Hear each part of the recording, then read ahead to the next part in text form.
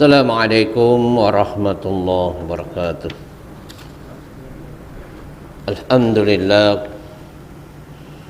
Alhamdulillahilladzi arsala rasulahu bil huda wa dinil haqq liyuzhirahu 'ala ad-din kullih walau karihal musyrikun walau karihal munafiqun walau karihal fasiqun. Asyhadu an la ilaha illallah wahdahu la syarika lah wa asyhadu anna sayyidana Muhammadan abduhu wa rasuluh. Allahumma salli wa sallim wa barik ala Muhammad wa ala alihi wa sahbihi ajma'in. Amma ba'd. Alhamdulillah, pertamanya kita mulakan majlis kita ini dengan membaca Ummul Kitab.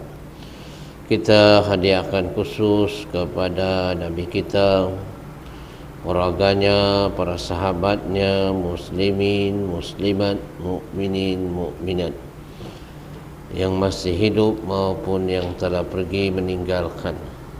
Dan kita hadiahkan khusus kepada kedua orang tua kita, sama ada yang masih ada maupun yang telah pergi meninggalkan kita. Al-Fatihah. A'udzu billahi minasy syaithanir rajim. Bismillahirrahmanirrahim. Alhamdulillahi rabbil alamin. Ar-Rahmanir Rahim. Maliki yaumiddin. Iyyaka na'budu wa iyyaka nasta'in. Ihdinas siratal mustaqim. Siratal ladzina an'amta 'alaihim ghairil maghdubi 'alaihim waladdallin.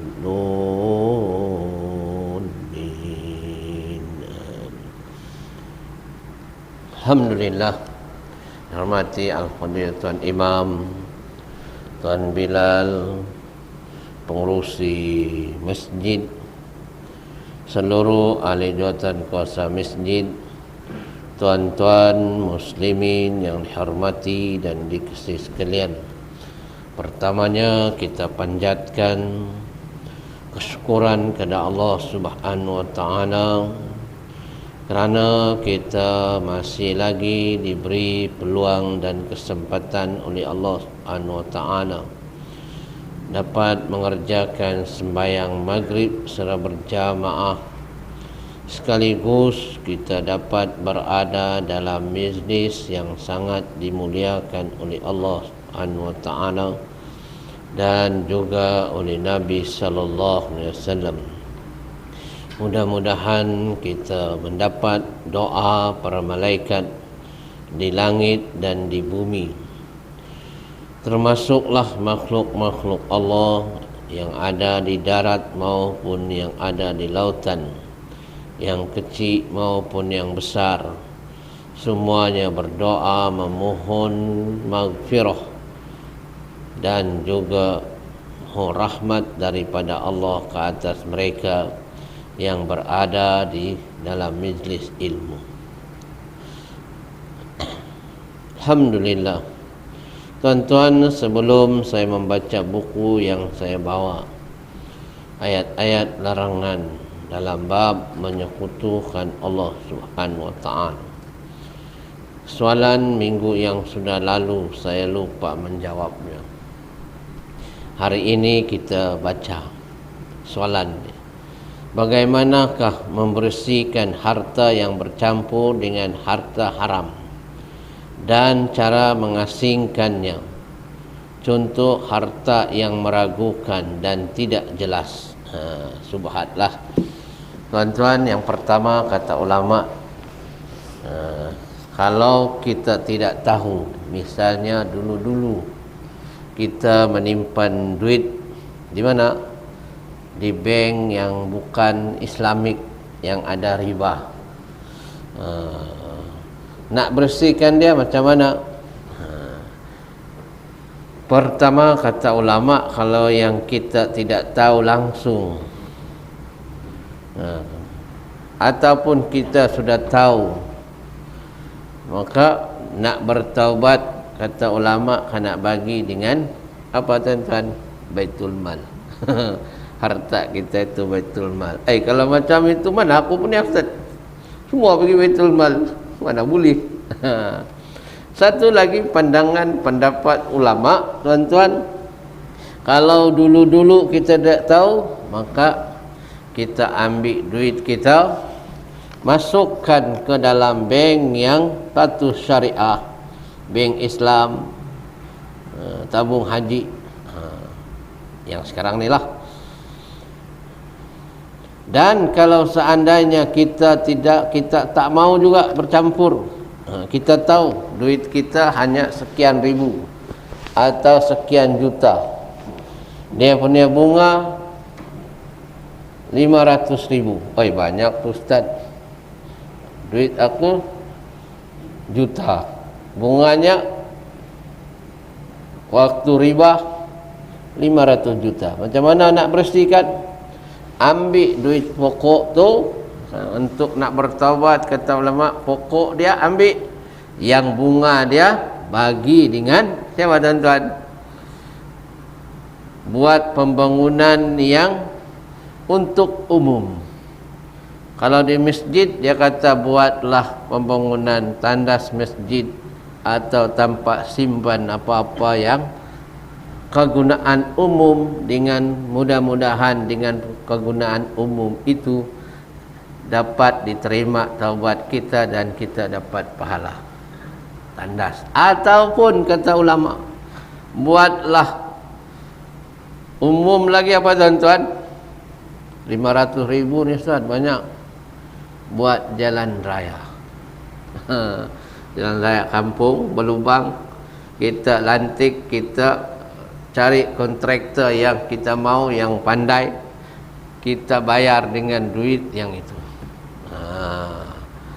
Mudah-mudahan kata ulama taubat kita diterima, dan mudah-mudahan dapat pahala selagi jalan itu diguna oleh umum.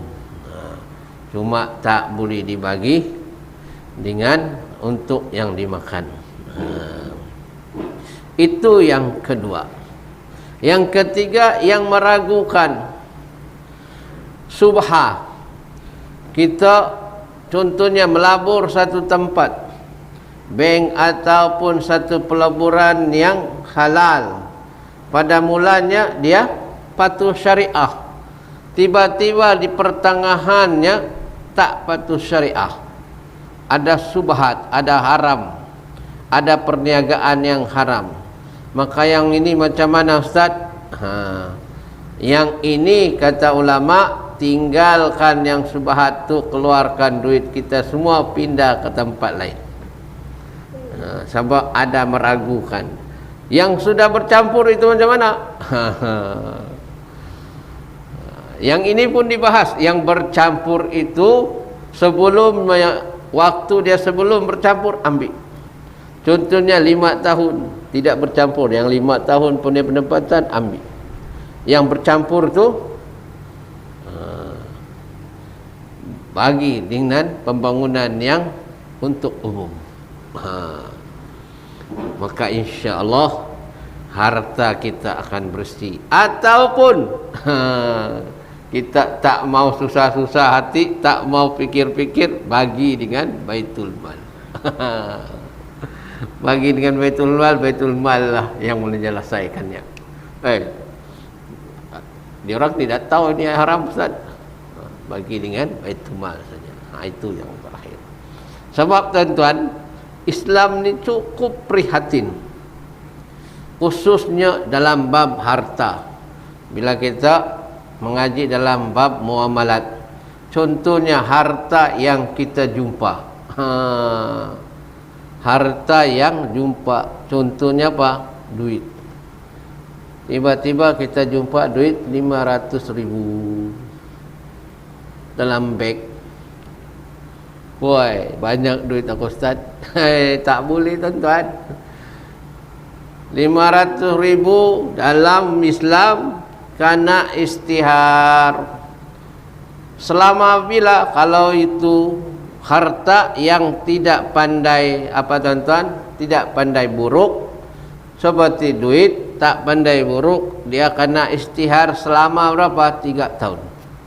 Orang yang jumpa tu pertama tiap minggu dia kena istihar di masjid. Sekarang ni bukan lagi masjid, Facebook. Tiap minggu hari Jumaat. Selama 3 tahun.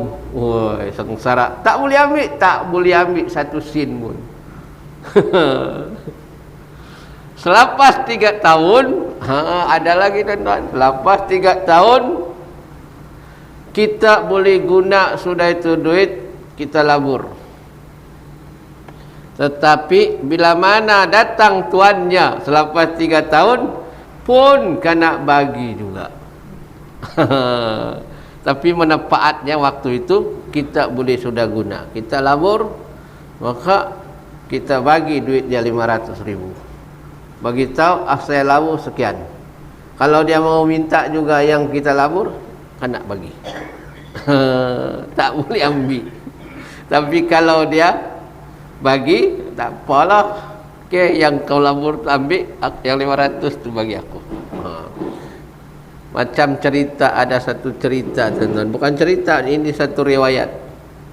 Yang 3 orang yang kena tutup di dalam gua, kan? Masing-masing berdoa. Dia nak sebut amalan dia. Maka salah satu seorang ni, dia kata, dulu aku masih hidup, ya Allah, dulu aku di dunia, ya Allah, ada seorang pekerja aku. Aku bagi gaji, dia tak ambil gajinya, hilang begitu saja. Gajinya aku beli dengan beli kambing. Bila aku beli kambing, banyak tu kambing, satu lambah. Maknanya banyaklah. Kalau satu lambah ni banyak. Tiba-tiba datang kerja aku ni minta duitnya. Duitnya tiada sudah. Aku beli kambing, aku tunjuk ni kambing hasil duit kamu tu, itu kambing tu yang satu lambah tu, satu kamu punya duit kamu. Maka kalau kamu ambil lah. Maka kata orang kaya ni, dia ambil semua kambing tu. Seekor pun dia tak bagi dengan aku. Aku tolong laburkan duit dia tu, seekor pun dia tak bagi. Beratus ribu kambing banyak tu, satu ekor pun dia tak bagi. Aku pun reda, sebab itu duit dia. Maka ya Allah, kalau itu amalan aku bagus, bukalah pintu gua ni yang tertutup batu. Woi, terbuka tuan. 3 orang berdua, satu sikit, yang ketiga terbuka terus. Maka ini harta yang dijumpai 3 tahun. Kalau harta yang mudah rusak, maka 3 hari istihar. Tiap-tiap hari kena istihar sampai 3 hari. Cukup 3 hari, contohnya pisang kan, ambil. Woi, begitu sekali Ustaz. Itulah Islam. Hatta termasuklah apa lagi tuan-tuan yang biasa kita tiada tuan ni, apa? Manuk. Tahu manuk? Ayam kampung. Ayam kampung tiada tuan pergi rumah kita. Tidur tiap-tiap malam di rumah ni. Siapa punya tuan? Karena istihar. Ulama kata dalam bab yang ini 3 bulan. Tapi yang tegas 3 tahun juga istihar. Tiap-tiap minggu. Tiada orang ambil, barulah boleh miliki. Tapi kalau tuan dia datang mengaku aku punya ayam, kena kasih balik tu ayam. Tapi manfaatnya boleh diambil. Kalau sudah kena sembelih Ustaz, kena ganti. Kalau harganya RM30, kena bayar RM30. Maka sebab itu jangan ambil sembarang-sembarang. Tiada tuan punya ayam tu. Cari dulu tuan dia. Bagus beli ayam tu. Kalau ada tuannya, kita siapa punya ayam yang tak balik-balik tu, aku mau beli. Istihar beli. Supaya apa tuan-tuan? Selamat. Sebab itu ulama-ulama, ada orang ni jumpa duit RM50 dia tak mau ambil. Kenapa? Sebab dia membebankan dia. Nanti aku kena istihar lagi, itu ini lagi, aku simpan lagi ni duit. Hilang aku ganti lagi. Ini. Sebab itu orang tak mau pungut. Kalau yang tak hukum. Tapi kita pungut, serah dengan Baitul Mal. Yang itu tuan-tuan, kalau jumpa 500,000, serah dengan Baitul Mal. Biar dia yang urus, biar dia yang istihar. Kalau mulai polis Ustaz, boleh juga. Tapi takut-takut kalau mulai polis dia tak istihar. Kalau zaman sekarang lah, bagus bagi Baitul Mal, baru dia istihar sampai 3 tahun. Minta maaf lah kalau balai polis, wallahu alam. Takut kita selamatkan duit itu jadi tak selamat. Ini pengalaman lah tuan-tuan, kan? Bukan apa, tapi bagus bersara dengan Baitul Mal. Supaya apa? Supaya pengurusan. Sebab itulah kadang-kadang kalau orang tengok ada duit RM1, jumpa dia tak mau ambil. Kalau dia mau ambil, serah, masuk tabung. Ulama kata masuk tabung masjid. Atau nak serah dengan Baitul Mal. Kalau tidak serah, kita kena istihar. Datang masjid, siapa kehilangan duit sekalian sekian-sekian. Susah tuan-tuan. Tapi itulah Islam. Untuk nak selamat dunia akhirat. Sebab di akhirat nanti akan dibagi pahala orang yang jujur. Sebab itu zaman dulu tuan-tuan, sebab itulah zaman Khalifah Umar Abdul Aziz kan, sampai orang tiada mau terima zakat, masing-masing keluar zakat. Pagi keluar sampai petang, bawa balik ke Uni Arab tak? Ya, tiada orang mau terima. Semua mau keluar, aku pun ini mau bagi, aku pun keluar juga. Mau bagi ini, aku pun keluar juga. Semua masing-masing. Kenapa? Semua jujur. Sebab pemimpinnya pun jujur. Nak guna lampu pun takut. Pasang lampu lilin. Bila orang datang dia padam.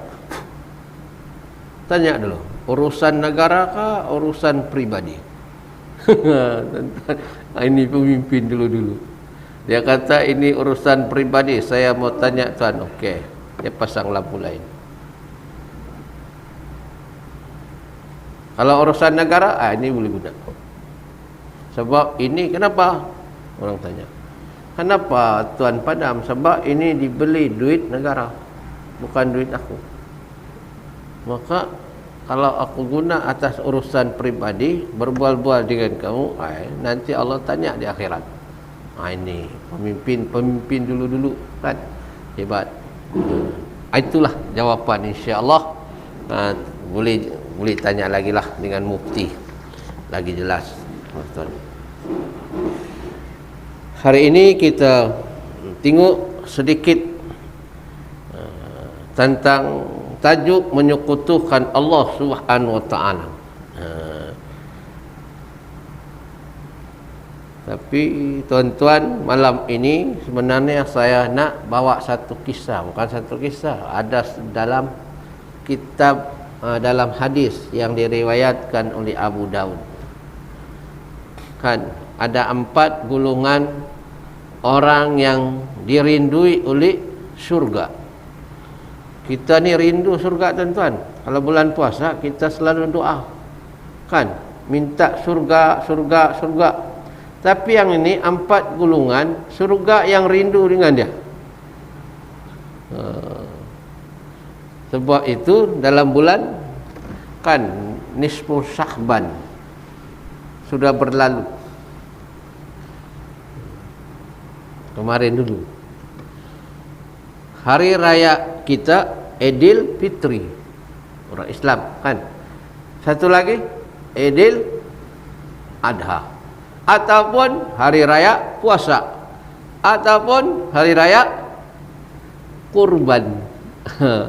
Tapi hari raya para malaikat nisfu Sya'ban kan. Sampai kemuncaknya hari rayanya bila Lailatul Qadar. Kata dalam kitab Imam Ghazali. Kira daripada 15 hari Sya'ban sampai Lailatul Qadar. Antaranya 25, 27. Cari di situ. Dan 4 gulungan ni tuan-tuan, seperti yang kita sebut minggu yang lalu, selalu kita dengar imam-imam berdoa kan. Allahumma barik lana wa Rajab wa Sya'ban wa balighna Ramadan. Betul doa tu. Ya Allah, berikanlah keberkatan kepada bulan Rajab dan bulan Sya'ban, dan sampaikanlah kami di bulan Ramadan. Sekarang doanya hilang Rajab sudah. Apa doanya tuan? Allahumma barik lana wa Sya'ban wa balighna Ramadan. Apa tujuannya tu? Tujuannya Nabi suruh baca banyak-banyak doa sebelum bulan Ramadan adalah untuk nak latih dan membolehkan minda kita bersiap, jiwa kita ada bersiap, hati kita siap, supaya nanti bila datang saja bulan Ramadan, gembira tuan-tuan, hati gembira, jiwa gembira, pemikiran pun lapang. Sampai begini. Sampai besok kenduri lagi ada orang ni menyambut sambutan bulan Ramadan. Kenapa gembira? Ini antaranya kita tengok hadis tadi. Ada 4 gulungan yang surga rindu dengan mereka. Siapa dia? Yang pertama, kata dalam hadis tuan-tuan, iaitu mereka yang pandai baca Quran. Pandai baca Quran yang macam mana? Yang boleh baca Quran. Kalau yang merangka-rangka tu Ustaz, yang merangka-rangka tu pun pandai juga. Yang merangka-rangka ni dia belajar tuan-tuan, dapat dia baca dapat 2 pahala. Yang terberhenti-berhenti tu. Yang lancar, yang lancar, bagus bacaan. Mereka ni yang tak lancar, yang lancar pandai baca Quran, surga rindu dengannya. Maka kita yang belum pandai, maka kita kena belajar. Jangan malu tuan-tuan. Tuan-tuan alhamdulillah dari kecil sampai besar belajar. Ada orang ni belajar tuan-tuan, sama lah tuan-tuan. Saya belajar Quran ni masuk 25 tahun sudah.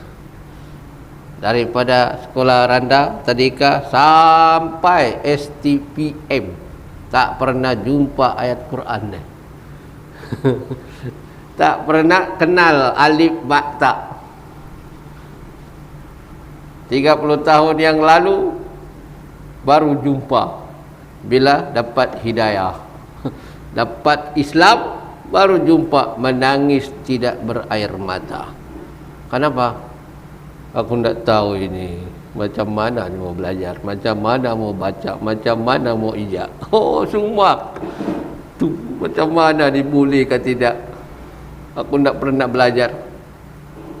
Tetapi tuan-tuan, Allah itu maha bijaksana.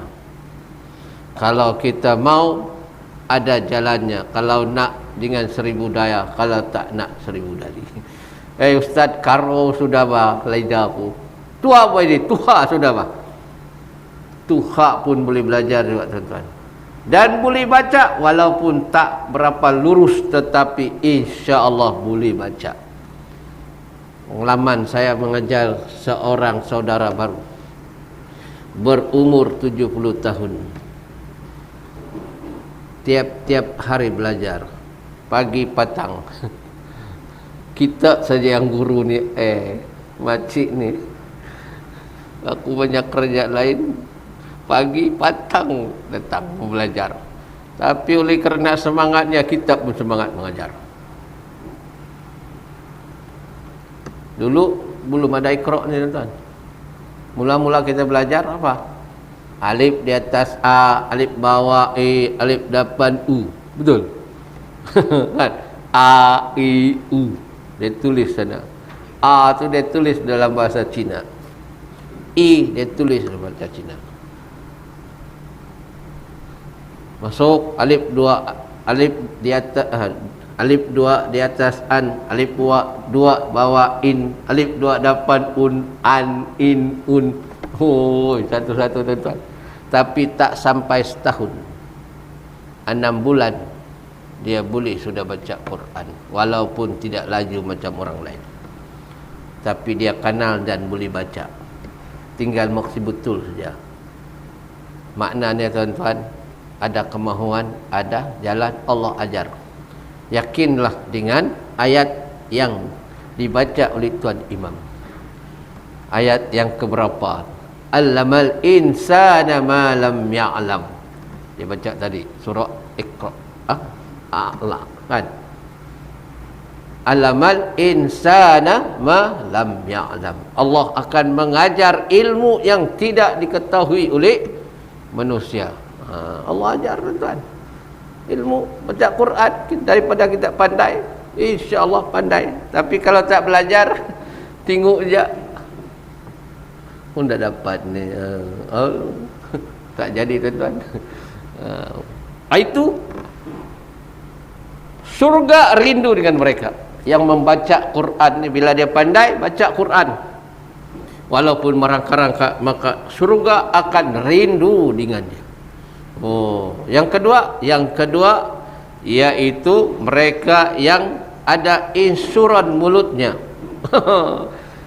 Maksudnya tuan-tuan, dia jaga mulutnya, dia tak terlupar.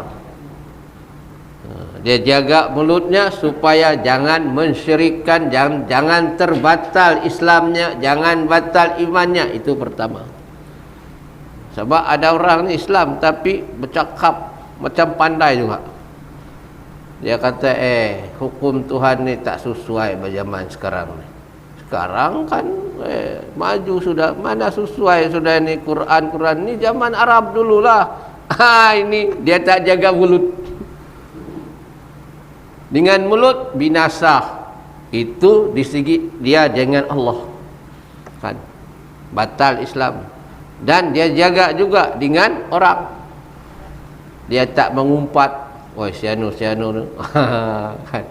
Maka orang yang ada insuran mulut ataupun sekurang ni mulut diam-diam tapi dia membaca juga dengan tangan sekali. Kan? Dia baca dengan ditulis oleh ni tangan dia. Tersibar satu lebuhan. Ini lagi bahaya. Ini tuan-tuan, jaga, kita sama-sama jaga. Di samping kita jaga diri kita, jaga keluarga kita dalam normal baru ni kan, kehidupan baru ni, Covid ni, bikin takut bila saya sebut ni tuan-tuan. Sebab kita mau hijau sudah.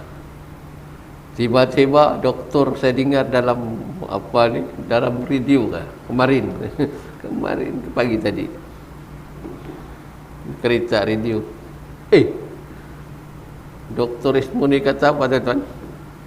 Tinggal 2 lagi kita akan naik menjadi merah. Allah, makin takut. Ramadan tidak lama sudah. Dalam hati saya, tidak jadi lagi tarawih ni kalau macam ni. Maka kita mohon tuan-tuan, kita doa banyak jangan jadi merah lah kita. Kalau jadi merah tidak boleh lagi kita berjemaah macam biasa macam ni. Nak tutup lagi. Imam Bilal ujar saja nanti datang. Semua imam di rumah. Imam-imam jadi imam di rumah. Kita mohonlah, mudah-mudahan jangan merah lagi tak. Tapi kalau tidak silap saya dengar pagi tadi ataupun kemarin dalam radio, Doktor Ismudi kata tinggal 2 lagi kes akan naik menjadi merah. Banyak tuan-tuan. Antaranya apa? Jalan kemajuan dan merinding kluster metrik. Allahu Akbar. Mudah-mudahan tiada kes hari ini. Kita harap-harap jangan jadi merah lah,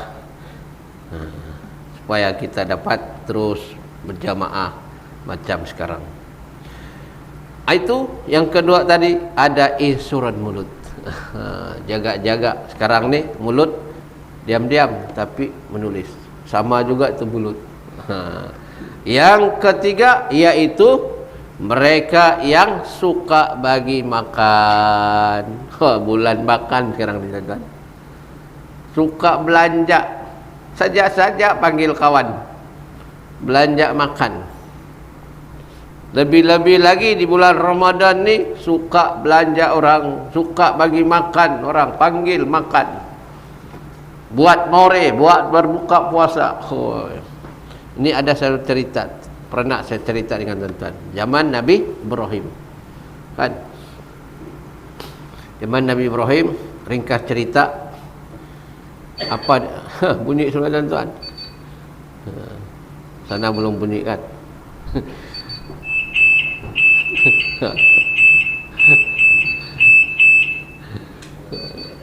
Baru 3 suka bagi makan. Kalau zaman Nabi Ibrahim dulu, malaikat maut cerita seorang pemuda yang mau kawin, malam tu dia bagi makan semua orang yang gotong royong. Kalau zaman dulu tuan-tuan, kampung kita, zaman saya dululah, zaman kita lah, waktu membesar, bila buat kenduri satu kampung datang. Untuk apa? Buat gotong royong, yang pasang pasang, yang masak, yang putung kerbau, yang kasih bersih di luar, kasih buat pondok, buat itu, semua turun. Maka tuan rumah sanggup dia sembelih satu lembu tuan-tuan, kasih makan orang yang datang. Maka macam tu cerita Nabi Ibrahim, zaman Nabi Ibrahim, seorang pemuda dibagi makan. Ringkas cerita, malaikat maut kata besok dia nikah, selepas nikah dia meninggal. Tapi Nabi Ibrahim tengok, tak meninggal pun. Sudah dia beranak pinak, jumpa balik dengan malaikat maut. Kamu bilang itu meninggal, kenapa? Tak meninggal. Kata malaikat maut, wahai Nabi Ibrahim, kamu tahukah Allah tangguh umurnya, tak saya jadi sebut nyawanya. Kenapa? Sebab malam tu dan siangnya dia suka bagi makan tetamu. Semua yang tetamu datang tu dengan hartanya dia kasih makan. Maka ditangguhkan, dipanjangkan umurnya. Itu hadis lain kan. Yang ini orang yang suka kasih makan, surga rindu dengannya. Yang terakhir sekali tuan-tuan, kita sebut dia huraian, kita stop. Apa dia?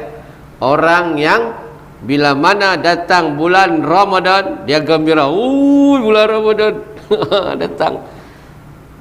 Bila dia gembira, maka surga rindu dengannya. Maka oleh itu, bagi yang perokok-perokok, walaupun merokok, minta maaflah, waktu datang bulan Ramadan kena gembira. Jangan ayah datang lagi bulan Ramadan ni, tak boleh merokok ni. Jangan.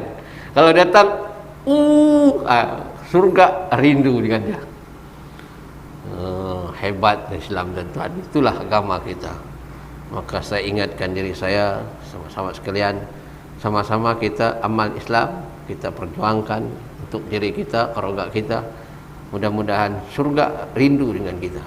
Wallahu a'lam bissawab. Aqulu qali hadza astaghfirullahal azim li wa lakum wa lissairil muslimin wal muslimat wal mu'minin wal mu'minat fastaghfiru innahu ghafurur rahim. Bismillahirrahmanirrahim. Allahumma zidna ilma warzuqna fahma birahmatika ya arhamar rahimin. Subhanakallahumma wa bihamdika asyhadu an la ilaha illa anta astaghfiruka wa atubu ilaik. fallahu khairun hafiza wa huwa arhamar rahimin. Alhamdulillah rabbil alamin.